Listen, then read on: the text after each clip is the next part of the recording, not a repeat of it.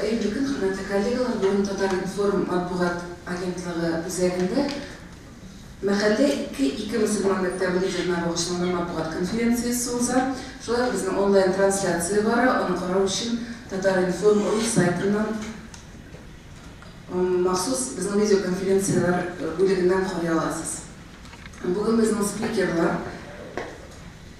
Ammar El-Ensi, o Müslüman mektebi liderinin programı direktörü, Rüstem Hazret Hayrullin, Tatarstan Müftü Urunbasarı, çünkü erge proyekt bizden Dünya Nazareti bilen birlikte olsa, hem Rize'de Elif Kızı Safiyullina, erge proyektin yetekçisi Россия İslam İnstitütü doçenti. Hayırlı gün. İstemsiz. Ama sizge birinci soru, erge proyektin olgunçalıklar turunda, bu yılgısının olgunçalıklar turunda söyleyip rahmetiniz. Assalamu alaikum, Barak Zabeysenimsiz. Orası dilinde sıralar olsa Urus'a yol bitirdiğini kadar Tatarşa'ya başladık. Biz bu mektepne indi 3. yıl retten uzdurabız. Onun birinci yılda ismi Mahalle 2.0. O indi şunday kompüter sanaklarının operasyon sistemasından şunday isim alınan, indi anday versiyaga indir son koyular. Şuna kura indi o indir mahalle sistemasının indir yana yatan görünüşü, şuna kura şunday ismi şunun bilen belirgen. Былтыр indi 2. yılda o Mahalle 2.1 dip ataldı, hem indi bu yıl Mahalle 2.2, o indi 3. etapı uzlaşacak. Yıl sayın biz indi onu әзірлейбіз, әмені түрлі шәзгіні көрәбіз. Ең бірінші елда болса, біз оны еш актив мұсылмандарын жиып, оларға ендір білім беру площадкасы орынны деп көрдік. Ләкин енді екінші елда біз көрдік, бұл ел мәхәлләнің елі әзгіні башқаша болуға тиештір, бұл мәктәпнің елі. Чөнки енді бізде шулай тәжірибелі қатнашчылар келе башлады. Алар енді ендір min яңа проект жазарга теләгән кешеләр түгел, ә инде үзләренең ниндидер зур проектлары булган, алар үз җирлектә, үз регионнарда ниндидер зур дәрәҗәгә менгән кешеләр. Һәм инде без аңладык, бу кешеләргә инде монда белем бирү программасы икенче рәттән, беренче рәттән аларга бер-берсе белән аралашу, бер-берсе белү, бер-берсенең тәҗрибәсен белү, ул аларга кыйммәтрәктер дип шундый нәтиҗәгә килдек. Шуңа күрә инде İkinci yılını hem indi elbette bu üçüncü yılını biz programını bu yaka köşerdik. Hem indi bu yılının en tüp ayırması neydi deyip soru olsa, onun cevabı biz indi üçüncü etap programını uzdurgaç, neydilerinde bizde aktif var gibi aytırga bular ki былтыр birinci yılda katnaşkan kişiler hem indi olar mahallede bir yıl içinde gene katnaşka түгел, yılga bir şaragına yıl davamında ниндидер проектлар булырга тиеш дип әйтәләр һәм biz алар белән тулысынча килешәбез. Һәм шуңа күрә без инде ниндидер урысча әйтмешчә сетевой проект сетевой проектлар турылар дип ышанабыз. Һәм инде шунда без берничә юл белән, берничә шундый механизмлар белән шундый проектларны топтырырга тырышабыз. Һәм бу проектлар алар ниндидер яңа проектлар бәлки булырдыр, ләкин без ышанабыз өчен алар инде былтыр катнашкан яисә быел катнашкан катнашчыларның проектларының иң кызыкларын алып, инде аларның тәҗрибәсенә таянып, без шул проектларны башка регионнарда да, шул мәхәлләдә быел һәм былтыр катнашкан катнашчылар белән инде төрле регионнарда да уздыра алырбыз. Рәхмәт. Ничә регионнан һәм ничә катнашучы булачак мәхәллә мәктәбендә? Быел без ел сайын катнашчыны әзрәк һәм әзрәк эшлибез.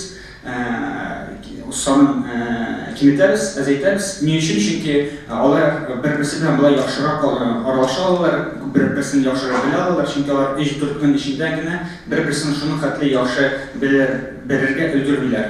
Шуңа күрә без инде санын кимертергә булдык. Һәм инде быел бездә 50 кеше чарасы булачак. 50 кеше тирәсе. Каян алар? Алар инде бөтен Россиядән дип әйтергә була.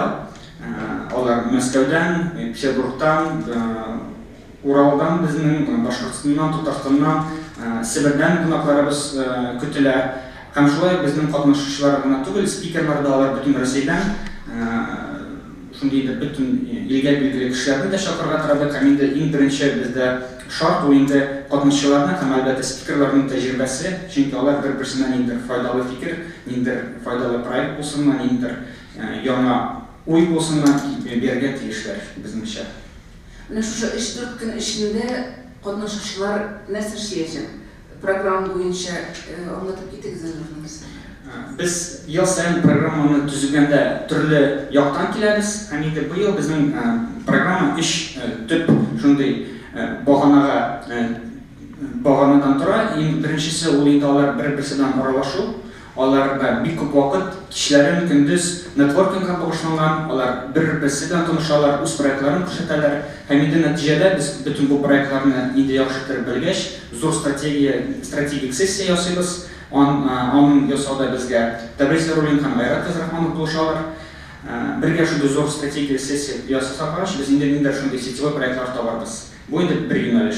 Икенче юнәлеш ул инде безнең зур спикерларны чакыртып, аерымалар турында әйтеп китермен. Аларны чакырабыз һәм алар үз бер-бер белән генә түгел, алар инде тәҗрибәле кешеләр белән танышалар һәм бу аларга беренчедән тәҗрибә, яңа белем, һәм икенчедән алар үз проектларында бу кешеләрне дә үз проектларына кертә алалар дип әйтәбез.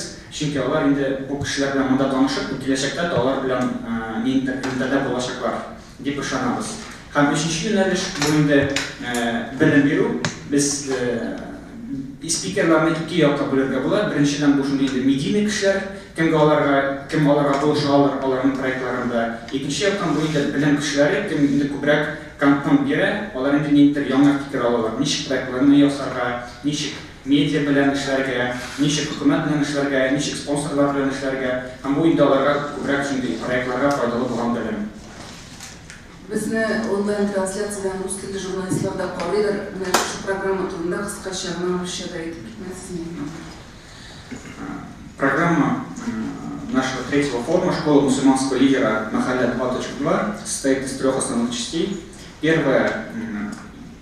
Первая часть – это нетворкинг, задействование горизонтальных связей, когда по итогам этой школы они будут иметь возможность проводить свои мероприятия не только на базе своих регионов, но и задействовать участников как предыдущих лет, так и тех, кто вместе с ними проходил Махаллю. И именно это мы видим основной задачей Махаллей, которая проводится в 3-й раз. Когда мы проекты, которые реализовывались или реализовываются предыдущими участниками и участниками этого года, сможем копировать, какие-то коробочные решения упаковывать для того, чтобы эти проекты могли копироваться и проводиться, например, в один день по всем регионам, где есть участники Махалли. Это первый блок. Второй блок – это знакомство с медийными личностями, известными мусульманскими деятелями нашей страны, которые, во-первых, делятся своим опытом, а во-вторых, эти люди могут помочь им или принять участие в этих проектах, и таким образом, скажем так, это сообщество не остается замкнутым, а оно включается, интегрируется в уже существующие какие-то институты, механизмы, и благодаря этим людям может более эффективно устраивать свою работу. И третий блок – это уже образовательный блок, где мы приглашаем экспертов, тренеров, которые конкретно по своим направлениям, взаимодействие с государством, взаимодействие со СМИ, работа со спонсорами, граундфандинг и так далее и тому подобное, дают образовательную свою, скажем так, наполнение, и эта информация, как мы надеемся, поможет для того, чтобы эти проекты уже на новый уровень поднялись. Рахмат, спасибо. Рустам Хазрат, сезгә сорау. Менә мусульман яшьләренең шушындый мөнәсәбәте, менә шушындый элемтәсе, шушындый формада тәкъдим итү хезмәттәшлекне нинди нәтиҗәләр бирә? Ул никадәр нәтиҗәле? Менә 3-нче тапкыр үтә әлеге мәхәллә. Siz инде әйтә аласызdır инде нәтиҗәләр турында. Әлбәттә, ул бик файдалы нәрсәдән, чөнки без бит менә ничектер һәр вакыт даими рәвештә яшьләр үзебез дә яшь булгач, беркем бер нәрсә белми, дөнья имеш бүген генә башланган дип, менә яшьләр бергә җыелышып, бер-берсе белән аралашып, яңадан велосипедларны уйлап чыгармыйча, бер-берсеннән өйрәнеп, бер-берсе белән танышып, һәм гомумән бөтен Россия Федерациясында шушы яшьләребез, мусульман яшьләре, әгәр дә аралашып, бер-берсеннән өйрәнеп, ничек шул ук мәсәлән экстремистик мәсьәләләрендә, шул ук башка берәр проектларга, башка берәр эшләрендә, шул ук яшьләр белән мәчеттән тыш, башка җирләрдә ничек эшләүне алып барырга дип, бер-берсеннән өйрәнә алалар. Hem менә шушы гына файда булса да, чөнки анда файдалар бик күп. Менә шушы бер әйбер белән аралашу һәм бер-берсеннән өйрәнү, велосипедны уйлап чыгармау булса, шушы да җитәр иде. Шушы да җитәр иде, ләкин менә әлхәмдүлиллаһи раббил аләмин, ел саен үтә алатлар, шуны оештыручылардан разый булсын, ниятләгән, чөнки чынлыкта аны карасак, ул үтәдә, ул бик авыр һәм бик зур эш. Яшьләр гомумән, яшьләрдә бездә бит төрле фикерләр бар. Бер-берсенә карата төрле уйлар бар. Һәм менә шушы мәхәллә дип исеме дә шундый бик матур бит.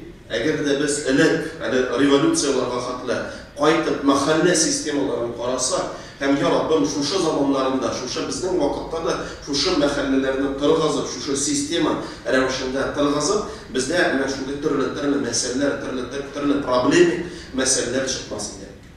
Менә шушы бер әйбер файдалы дип әйтсәк, димәк, ул җитәр иде. Ләкин аның файдалары тагын бик күп. Һәм Алла Тәгалә шәң менә ел саен шунда киләбез, ел саен шушы яшьләр белән очрашабыз, һәм яшьләр аны бик файдалы һәм менә 50 кеше дип әйттеләр. Теләүчеләр бик күп. Теләүчеләр бик күп, бөтенесен алып та булмый, чөнки бөтенесе чыганнар, бөтенесе мөмкинлекләргә карата, һәм менә шушы 50 кеше өчен аларның бәхете, алар шушы мәхәлләгә, шушы мәктәпкә эләккәннәр, һәм Алла Тәгалә иншалла шуннан файдаланып күрергә насыйп итсен иде. Рәхмәт, мөмкин булса русчада әйтеп китегез кыскача шушы сорауга. У школы лидера очень много положительных, очень много польз, которые действительно из года в год молодые люди, они оттуда получают. Если даже мы все уберем в сторону и посмотрим только на одну пользу, когда наши молодые люди из разных регионов, из Республики Татарстан, со всей России, они знакомятся, они общаются, они учатся друг у друга. Что у нас, у молодежи, есть определенный менталитет, что вот я самый умный, мы знаем все. Что вот мир, он только сегодня появился, на самом деле мир, он еще не появился. Только сегодня мы вступили в этот мир. И даже встречаясь друг с другом на подобном мероприятии, просто познакомившись и не изобретая велосипеда, поучиться друг у друга, это великое дело, это великая польза. И даже вот, если только посмотреть на эту пользу, то через этот метод мы можем и противостоять экстремизму. Через этот метод мы действительно можем объединяться и решать все те глобальные вопросы, которые стоят перед нами. И пусть Всевышний будет доволен всеми, кто участвует в этом мероприятии, кто вознамерился, кто помогает, кто участвует, кто старается, чтобы это было. И это великое дело. И те 50 парней и девушек, кому повезло, и они попали сюда, это дорогого стоит, и они действительно знают, что многие хотели бы попасть, но многие не смогли, потому что места все ограничено, все в меру возможностей, поэтому польз очень много. Одна из самых великих польз — это знакомство, общение и не изобретение велосипеда. Велосипед давно уже изобретен. Рахмат, спасибо. Резида ханым, сезгә сорау, менә шушы проект кысаларында Илаһи моң дип аталган фестивальдә үтәчәк. Аны кысаларында дип әйтү хәтта дөрес түгел, ул зур чара, аерым зур чара. Һәм шул хакта сөйләп китегез, аның программасы, аның үзенчәлекләре, аның максаты нидә? Рәхмәт. Гомумән, яшьләрне менә шул мәхәллә лидерлар мәктәбенә җыйганда беренче елны без иң беренче чиратта менә шул үз потенциалыбызны барлап, аны аңлап, үзебезнең кем икәнебезне тагын бер кат тирәнтен аңлап, аңа яңа караш белән карау иде максатларның берсе шулай ук. Һәм менә шуның белән бәйле Илаһи моң фестивале дә. Элек бу безнең ике проект аерым иде.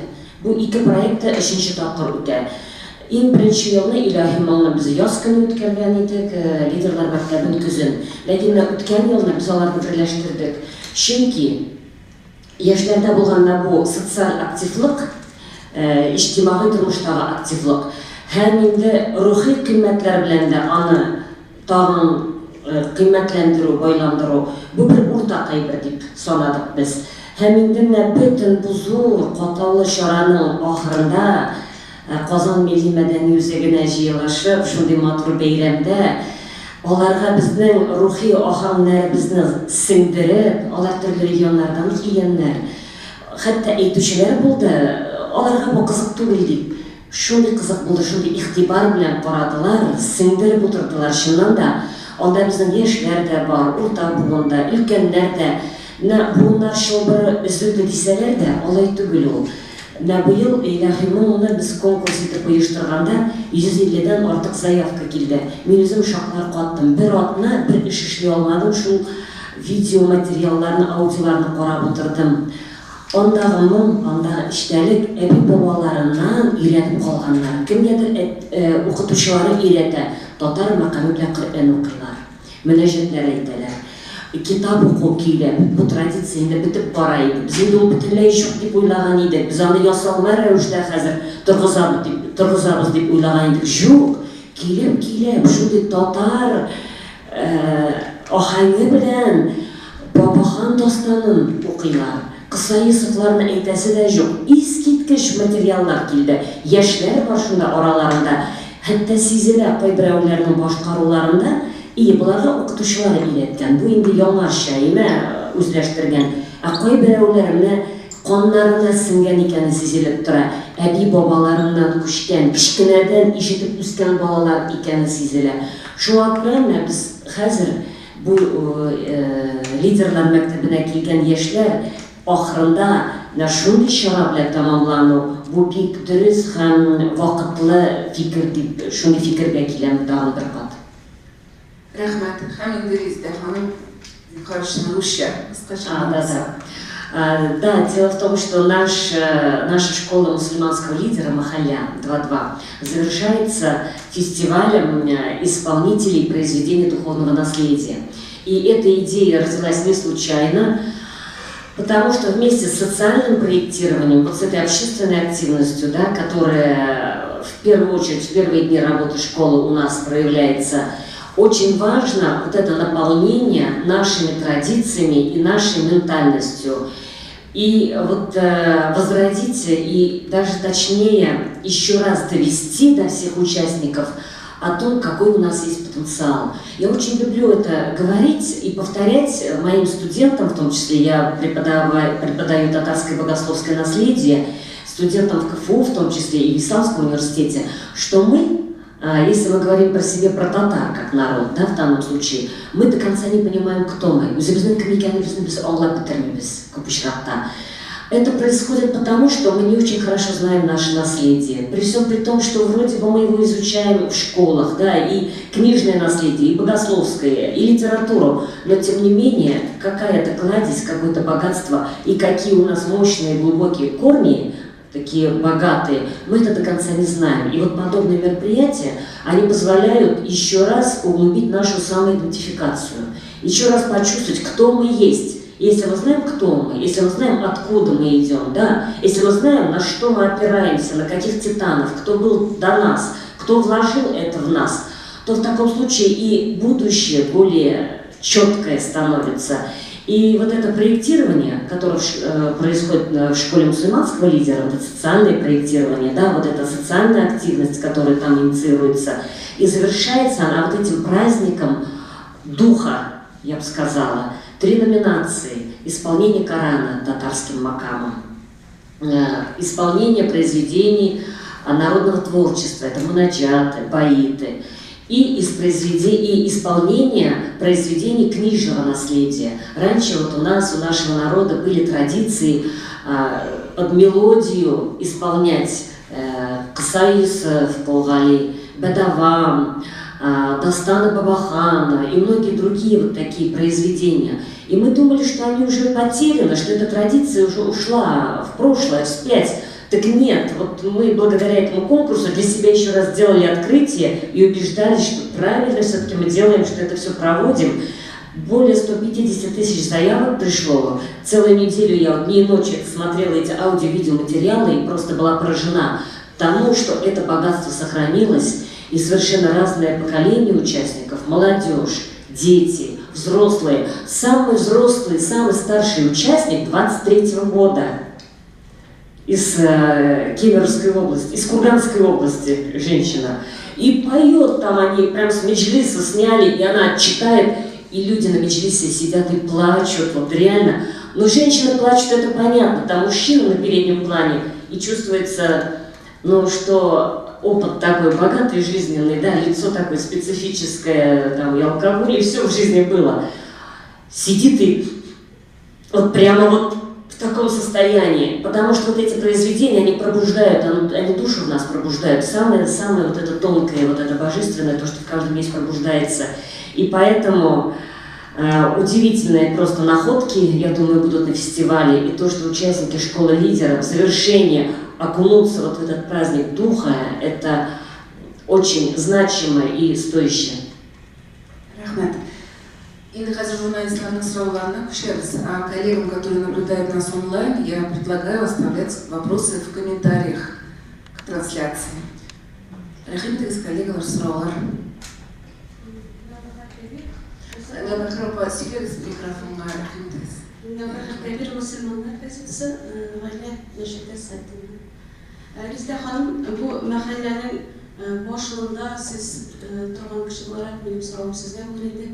Менә бу 2 ел эчендә шундый зур проектлар дип әйттегез сез. Конкрет, мин мәхәллә кешесе буларак тапсырыйм. Конкрет сезнең кайсы проектыгыз шушы мәхәлләгә күчереп алырлык, biz ondan sonra şunun ürünlerinde işlerlik buldu. Ve şunun proyektler buldu. Бар, андый проектлар, хәтта көтмәгәндә дә тормышка ашырылган шундый проектлар бар. Беренчедән, яшьләр үзләре мәхәлләдә катнашып киткәч, иң беренче елны ул безнең өчен ачыш иде. Без соңгы көнендә шул проектлар күрсәтү, презентация ясау дип ясаган идек. Һәм бик төрле проектларны тәкъдим иттеләр алар. Балаларны укытудан башлап, садиклар ясаудан башлап, гыйбадәт уку, гыйбадәт башкару урыннары, намаз хәнәләр булдыру мәсәлән идеялар, аларның кайберәүләре тормышка ашкан, балалар белән эшләү, курслар оештыру, аларның күбесе тормышка ашкан. Тагын Амар искә төшерәле тәкъдим иткән безнең идеялардан бит практик реализация тапкан. Менің жауабым екі үштен тұрыр. Біріншіден, біз шуды проектлар бар, мен қазір аларны айтып кетіремін. Ләкин, мәселен, мен өзім бик риза түгел нәтижелер белән. Шуңа күрә, мәселен, біз быел әйттем бит, бұл мәхәлләнең конкретно аның төп юнәлеше дип әйтергә була. Біз бұл алар проектларны ясыйлар, һәм регионалда ясыйлар. Ләкин біз һәм башка мәселен мәхәллә катнашчылары аларны белеп бетермиләр. Шуңа күрә бу авырлыкны җиңәр өчен дип авырлык түгелдер инде бу мәсьәләне җиңәр өчен без бу проектларны сетевой формада ясарга телибез. Димәк, мәсәлән, ниндидер кызык проект бар икән, ул бер мәхәллә эчендә генә эшләнсә Аллага шөкер, ләкин ул башка мәхәлләләрдә аны копировать итә алсалар, ул зуррак нәтиҗә дип безнеңчә. Ләкин без беренче елларда мондый максат куймадык. Алар үз мәхәлләләр эчендә аны эшләделәр, бәлки монда илһам алып, бәлки монда бер-берсеннән ниндидер фикер алып эшләделәр дә, без аларны белмибез, күбесен башка катнашчылар да белмиләр. Шуңа күрә без аларны әзгенә инде кабатлыйм инде сетевой формада ясыйбыз, инде алар бер проект берничә мәхәлләдә, бәлки бер көнне яисә бер вакыт эчендә узарлар. Бу инде беренче бөлеш. Икенчедән, нинди проектлар Шәм барлыкка ашты дип әйтергә була. Беренчедән, менә Резидә әйтте инде, шул ресурсный центр эчендә кайбер курслар, кайбер ниләр, алар инде мәхәлләдә шундый идея чыкты. Мәсәлән, мондай курс оештырырга иде, мондай кешеләргә белем җитми иде, һәм бик күп төрле бер дистәләп курс узды. Һәм алар арасында мәхәлләдә укыган кешеләр һәм башка теләгән кешеләр бу курсларны уздылар. Тагын нәрсә. Мәсәлән, без беләбез, безнең былтыр Дагыстаннан катнашкан кешеләр, алар благотворительный фондлар белән шөгыльләнә. Алар быел Казанда безгә монда килгәндә, біз аларны Антон Горчук белән таныштырдык. Антон Горчук ул IT паркның директоры. Һәм инде быел алар үзләренең благотворительный фондлар өчен аларда махсус программа бар. Алар бу программаны IT паркның серверларында урнаштылар. Һәм быел алар көз көне безгә килгәндә, бер атна килеп, алар инде бөтен договорларны ниләрне эшләп, һәм инде бүгенге көндә бөтен мөселман һәм мөселман булмаган благотворительный фондлар тоташа хәйрия хайрия җәмәгатьләре, алар өчен махсус шундый программа бар, интернетта шундый сервис бар, һәм алар үз эшләрен ниндидер яңа җиңелрәк формада үткәрә алалар, һәм ул безнеңчә инде алар мәхәлләдә бер-берсе белән таныштылар һәм мондый нәтиҗәгә килделәр. Мәхәллә аркасында да дип әйтергә була. Аннары, мәсәлән, шул ук егетләр, алар Мордовияда, Саратовта, Башкортстанда килгән катнашучылар белән бергә аерым шундый берничә конференция утырдылар, һәм ул инде хайрия җәмәгатьләре белән бәйләнмә эштә. Мондый, мәсәлән, безнең катнашучылар бер-берсе белән аралашып ниндидер яңа проектлар тудырган мисаллар, алар берничә, бер дистә бардыр, бер 10-12 проект бар шундый. Һәм инде аларын аерым һәрберсе дә сөйләп китәргә була. Ләкин ул яхшы, ул зур нәтиҗә, ләкин без аны белән канәгать түгел, чөнки безнеңчә ул инде шундый, сез үзегез ничек әйттегез, ниндидер аерым булган, катнашкан, катнашмаган мәхәллә үзенә бу проектны ала аламы, юкмы? Бу инде ниндидер язылган шундый проект, коробочное решение урысча әйтмешли булса, бу ниндидер шундый промежуточный нәтиҗә дип әйтергә була. Һәм инде бу инде тулайым, бу зур нәтиҗә дип нукта әйтергә булачак. Кайчан без бу проектларны инде уздырырбыз, һәм алар берничә тапкыр шундый яхшы дәрәҗәдә уздырылар. Аларны шатландырырга кирәк. Һәм шуңа күрә без елдан-елга мәхәлләнең программасын башкача үзгәртәбез. Шул нәтиҗәләрне карап, фикер чыгарып, быел инде кулланырлык бер калып булырлык шундый проектларны тәкъдим итәргә исәп бар. Һәм инде фикерне бетергәндә, бездә ниндидер проектлар тудыру һәм аларны үткәрү максат булмады. Бәлки ул дөрестер, бәлки дөрес түгелдер, хәзер аның турында сөйләшмибез. Безнең максатыбыз иде бу кешеләр бер-берсе белән аралашу, танышу һәм урысча әйтмешли создание сообщества активных мусульман молодых по России. Потому что безнеңчә мондый күренеш әлегә бар, ләкин ул бик шундый әле башлангыч чакта. Без Татарстан эчендә бер-беребезне мәсәлән беләбез, актив яшь мусульманнар, һәм башка регионнарда шулай. Ләкин төрле регионнардагы актив яшьләр бер-берсен белеп бетермиләр. Һәм безнеңчә бу максатка без ирештек дип әйтергә була, чөнки аны ничек тикшерергә була, без аны ирештекме юкмы? Алар бер-берсе белән төрле проектлар ясыйлар. Мәхәлләдә катнашкан кешеләр, мәхәлләсез аерым, алар бер-берсе белән бердәм проект ясыйлар. Димәк, инде шундый сообщество бар дип әйтергә була. Һәм инде хәзер икенче этап, бу сообществоның ниндидер тулайым бергә брендовый проектлар да булырга тиеш, һәм инде без аны бу мәхәлләнең максаты дип күрәбез. Мөмкин булса, русча тагын да өстәп җибәридем. Если можно, я по-русски еще напомню ответ к этому вопросу о том, какие же проекты были реализованы. Вот Амар упомянул, что ресурсный центр по развитию исламского и исламоведческого образования, который является базовой организацией, где проходит школа мусульманского лидера, это при Институте международных отношений, истории и востоковедения Казанского федерального университета. Так вот, именно на Махалле рождались идеи, которые потом мы претворяли в жизнь в нашем ресурсном центре. Это курсы психологии для мусульман, по семейной психологии, например, да? Очень востребованные были курсы, просто ажиотаж был неимоверный, онлайн-трансляцию мы были вынуждены делать, потому что все в аудитории не помещались. Это курс в помощь тем, кто организует и проводит мусульманские детские садики. Тоже один из самых востребованных курсов был, да, из тех, которые мы проводим. Эта идея также родилась на Махалле. Теперь курсы по семейной психологии воспитанию детей. Относительно полтора месяца назад прошел тоже очень востребованный курс. Что самое интересное, изначально семейная психология и по воспитанию детей планировались на женщин, но и мужская аудитория была, и мама, хазрат очень активно участвовали. Теперь курс... Я сказала, да, для кто организовывает лагеря для детей и курс для вожатых для мусульманских лагерей. Потом очень такая проблемная зона есть, это тюрьмы. И те, кто находится в местах лишения свободы.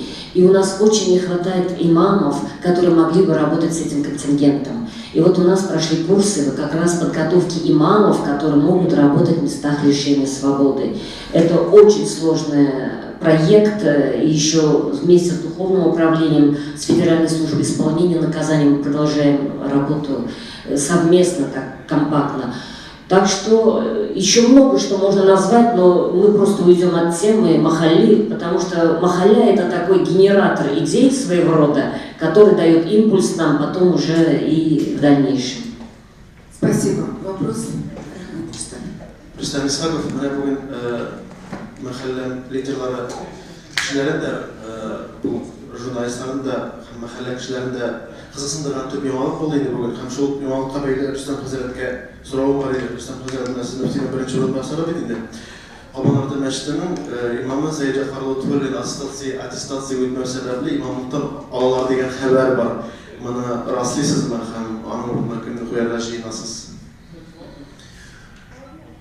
Мин һәр вакыт безнең журналистларга рәхмәт белән нәрсәдән, чөнки без вагызны сөйләсәк, аны бер 10 кешегә сөйлибез, сезнең сәбәпле Алла разый булса, аны миллионлаган кеше ишетә, уйлый, укый, фикерлей. Һәм шул ук вакытта менә Алланың рәхмәте белән нишләптер шундый ажиотаж шул комиссия янында киткән иде. Комиссия ул нәрсә, ул безнең устав нигезендә кайсы расланган, кайсы буенча безнең Татарстан диния нәзарәте эшен алып бара, шушында язылган һәрбер имам хатиб, аның регалияларын беләсез икән, һәрбер мәчетнең баш имамы 2 елга бер аттестацияны үтәргә тиеш. Һәм безгә төрле безне тикшерә торган нәрсәләрдән әйтү булган инде, сез шушы устав буенча эшлибез дип әйтәсез, үзегез уставыгызны бозасыз һәм шуңа күрә кайдыр бер 2-3 ел элек имамнар шушы аттестацияны үтәләр. Иң беренче әлбәттә ул проблем җирләре, мәсәлән, шул вахабчылык, башка Сириягә китүләр, нәрсәләр, шул якларда менә Әлмәт яклары шикелле, Чистай яклары шикелле, шушы имамнар иң беренче шул аттестацияларын үтеп, менә хәзер әкрен без Казан имамнарына килеп җиттек. Казан имамнарына килеп җиткәч, Аллаһка шөкер, Казанда безнең 63 мәчет, 4 мөхтәсибәткә бүленгән Казаныбыз. Һәм шушы аттестация стандарт сорауларын менә һәрберегез мәчеткә киләсез, һәрберегез мәчеткә хәйр садака биреп, сезгә муллалар дуга кыла, муллалар вагыз сөйли, муллалар дәресләрен алып бара, намазларын алып бара, һәм менә аларның эшчәнлеге буенча комиссия, шушы 6 кеше, алар үз сорауларын бирәләр. Һәрбер шушы членнар, алар һәрбер юнәлештә специалист буларак, тахассус шушы гыйлемләр иясе буларак сорауларын бирәләр. Һәм шунда эшчән менә чөнки без бөтенебез һәрбер үзем дә ничә еллар имам булып тора торган кеше, Бүгелмәдә эшләп, аннан да Казанда, хәзер дә гаилә мәчетенең имам хатибы булып торам. Шушы гаилә мәчетенең имам хатиб буларак та кадәр бер ай элек мин дә нәкъ шулай комиссия алдында утырып, өзем мөфти хәзрәтнең ярдәмчесе урынбасары булсам да, утырып комиссия миңа да нәкъ шулай сорауларын биреп, тикшереп, һәм эшең йөрәк сикерә, куркыта, комиссия киләм дип алдан кабатлап аласың, ничек нәрсәләр онытмадым микән, әле университетта укыган конспектларын ачып, кабатлап чыгасың бөтенесен, чөнки ул барбер кем булсаң да комиссия сиңа сорауларын бирергә тиеш, аның протоколы алып барыла, анда запислар алып бара, анда бер кеше дә мин шулай җавап бирдем, булай җавап бирдем дип әйтерлек булмый, мин шундай зур дәрәҗәле кеше нишләпсез, миннән сорыйсыз дип әйтеп булмый. Шуңа күрә үзем имам булгач, һәрбер имамнарны хөрмәт итәбез. Ләкин кичә һәм шушы комиссия ул кадровый решение принимать итми. Ул имамнарны тикшерә. Сканер шикелле карый. Имамдар нәрсә белә, нәрсә белми, нәрсәләр өйрәнергә кирәк, нәрсәләр кирәкми, һәм шушы положение нигезендә комиссия аны тавышка куеп, һәм һәрбер кеше үз тавышын биреп, анда хәтерләмәсәм 5 категория бар. Беренчесе мәсәлән соответствует занимаемой должности, һәм рекомендован в кадровый резерв, просто соответствует занимаемой должности, занимает занимаемые должности при условии прохождения курсов повышения квалификации, дополнительной аттестации, соответствует занимаемой должности в временно mesela genç jigitlerimiz var, o Rio'da da okuyor, Rusya İslam Üniversitesi'nde şu vakitte o imam bulutlara eli kolunda diplom yok. Biz bilemiz diplomsuz bir işlerle şular dünya nezaretinde de diploma bulma sebeple o imam bula almıyor. Şarkıra ana mesela временно deyip de vakitte biriyle her yarıda yıldan sonra ol bildire diplomuna kutere komisyaya kiler sömin aldı ruhsat birimiz hem şu komisya o kadrovi решение çıkardı. Şarkıra Sayın Cafer Hazret gitmeme bu komisyanın nersesi Türk maksatı değil, komisyanın Türk maksatı tekşirim. Şuşa neçe yıl içinde kaydır 200, 300, 400 imamında attestasyonlarını ötkenler, şulardan bir 15 kişi bulgan idi kimden ne соответствует занимаемой должности. Mesela kimdir olay sebeple tarta almayımız, bara almayımız. Mesela şu vakitte avul meşit, şehir meşiti bilen ayrı mesela avul imamlarına başka sınavlar verirler, uzak meşitlerine başka şehir meşitlerine başka sınavlar verirler. Çünkü onun bana bir dereceleri, derseleri var. Mesela imam muhtasiplerge kim rayonla jitekli olarak başka sınavlar verirler.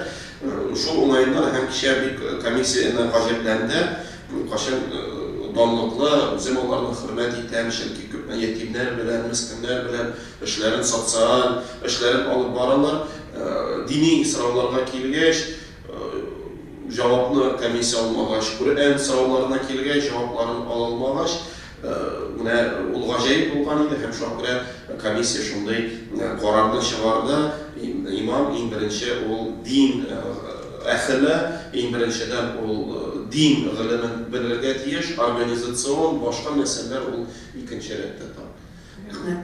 Şimdi mahalle iki proyekti boyunca tağın sorular olsa rahmetiniz. Eğer de yokken matbuat konferansiyasını tügelliybiz.